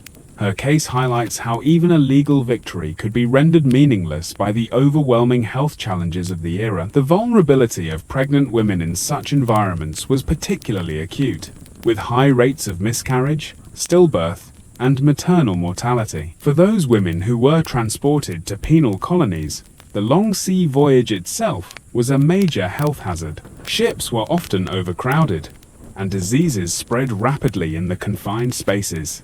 Many convicts died during the journey, succumbing to illness or the brutal conditions. Upon arrival, the harsh climate, unfamiliar diseases, and arduous labor in the colonies further tested their resilience. Survival was a daily struggle, and many perished within a few years of their arrival. Even for those who were eventually released or pardoned, the long-term health consequences of their experiences would have been significant. Chronic illnesses, physical disabilities from injuries, and the psychological trauma of their ordeal would have left lasting marks. Their bodies, like their reputations, were often irrevocably damaged by their time as pirates and prisoners. These grim realities underscore the immense physical and mental fortitude required to survive in this era, particularly for women who dared to live outside conventional society. Their stories are not just tales of adventure and rebellion, but also poignant reminders of the fragility of human life in the face of disease and hardship. They highlight the hidden costs of their extraordinary lives, revealing that even for the most defiant, The biological realities of their time often had the final say in their ultimate fates. Let us now consider the role of religion and morality in the trials and public perception of female pirates. The 18th century was a deeply religious era, and societal norms were heavily influenced by Christian doctrines. Piracy was not just a crime against the crown, it was considered a sin against God, and those who engaged in it were often portrayed as morally depraved and destined for eternal damnation. For female pirates, this moral condemnation was often amplified, as their actions were seen as a profound transgression against divine and natural order. During trials, religious rhetoric was often employed by prosecutors and judges to emphasize the gravity of the crimes and to justify the harsh sentences. Pirates were urged to repent and seek God's mercy before their inevitable execution. For women, this call to repentance often included a strong emphasis on their deviation from prescribed feminine virtues. They were admonished for abandoning their domestic duties, for adopting male attire, and for engaging in violence, all of which were seen as affronts to their God-given role. The public, steeped in religious beliefs, often viewed female pirates with a mixture of horror and fascination. Pamphlets and broadsides frequently depicted them as agents of the devil, their actions driven by sin and moral corruption.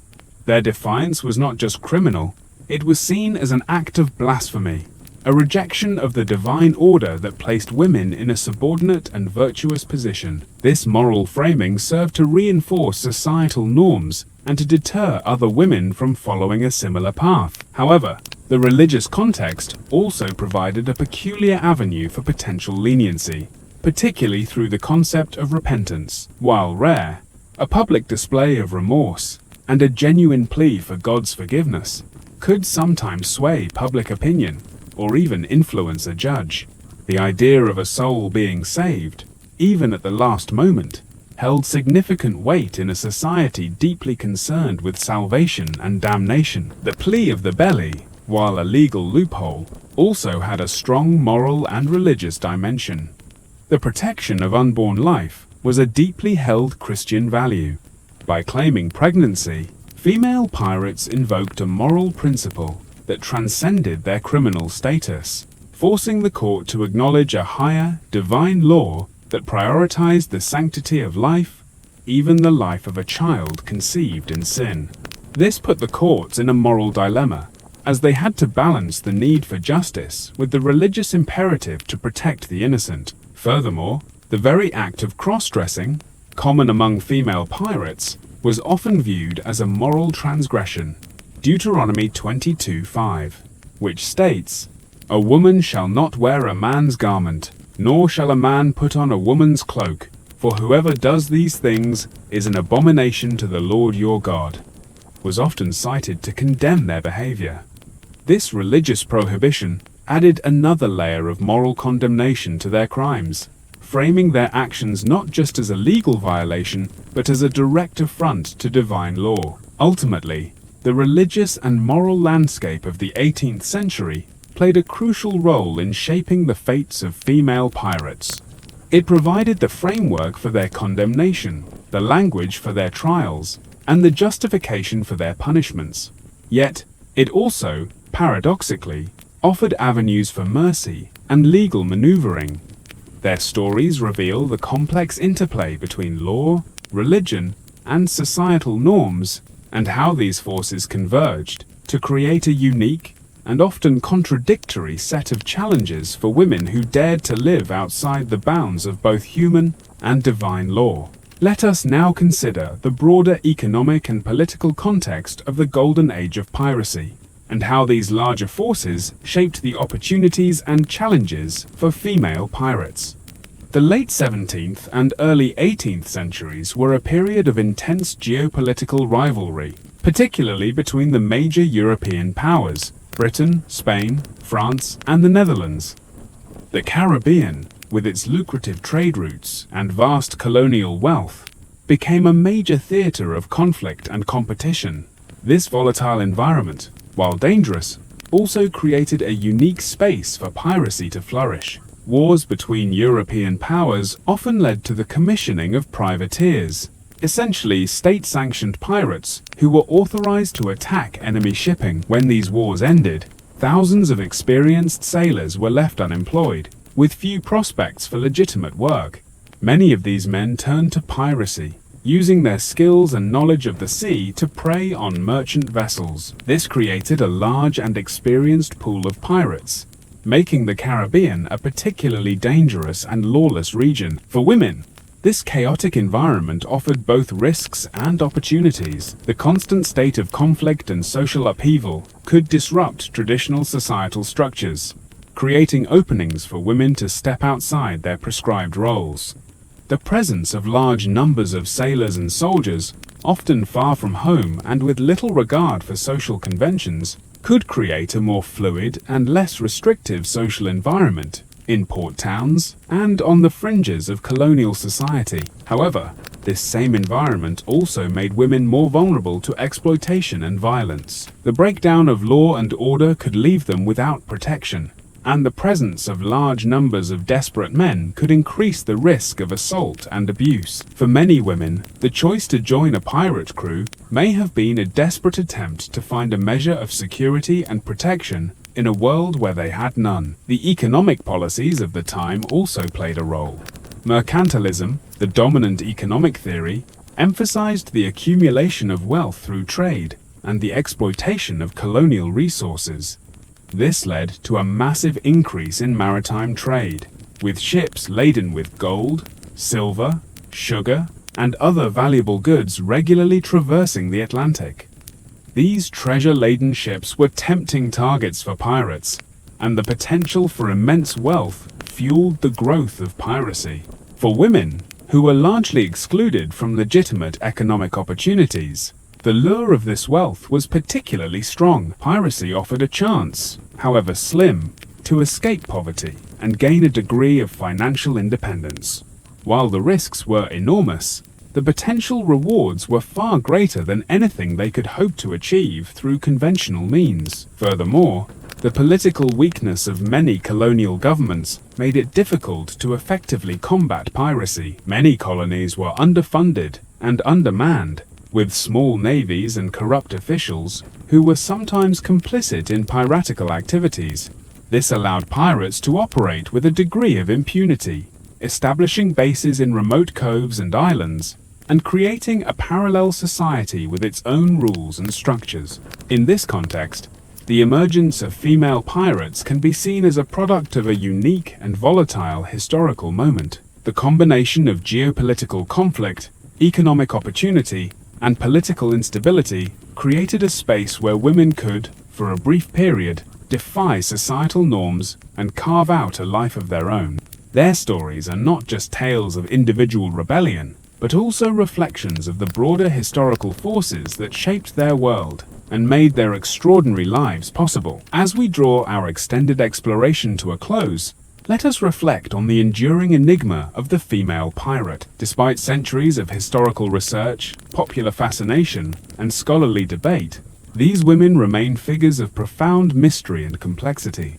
Their stories, pieced together from fragmented records, sensationalized accounts, and enduring legends, offer more questions than answers, inviting us to contemplate the nature of history, memory, and the elusive quest for truth. One of the most enduring enigmas is the question of their true motivations. Were they driven by a thirst for adventure, a desire for freedom, a desperate need for survival, or a combination of all these factors?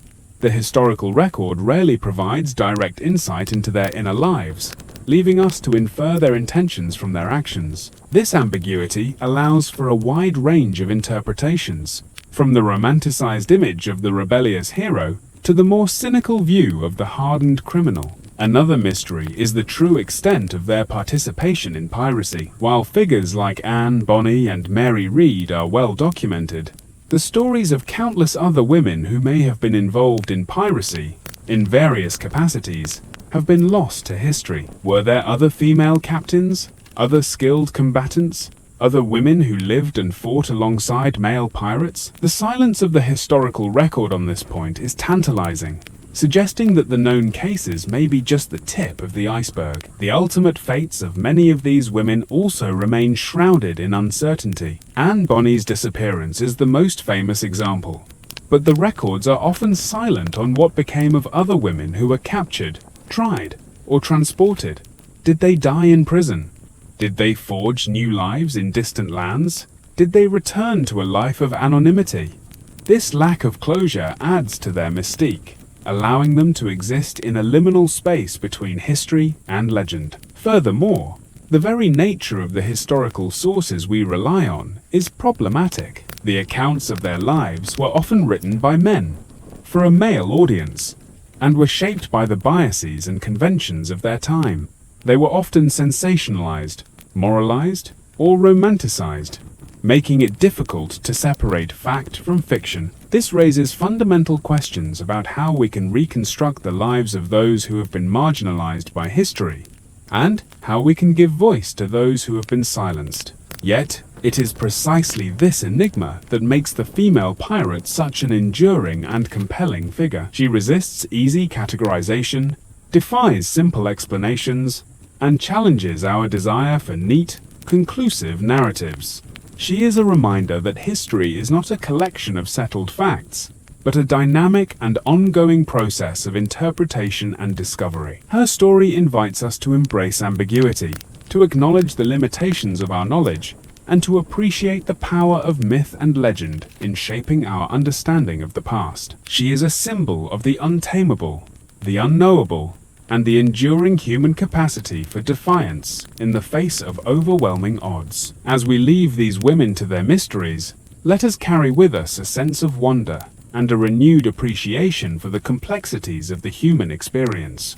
Let us remember that the most compelling stories are often those that leave us with more questions than answers, inviting us to continue the search for understanding long after the final page has been turned. Thank you for joining me on this deep and extended journey into the lives and fates of female pirates. May your night be filled with peaceful contemplation, and may your dreams be touched by the quiet echoes of their extraordinary lives. Good night.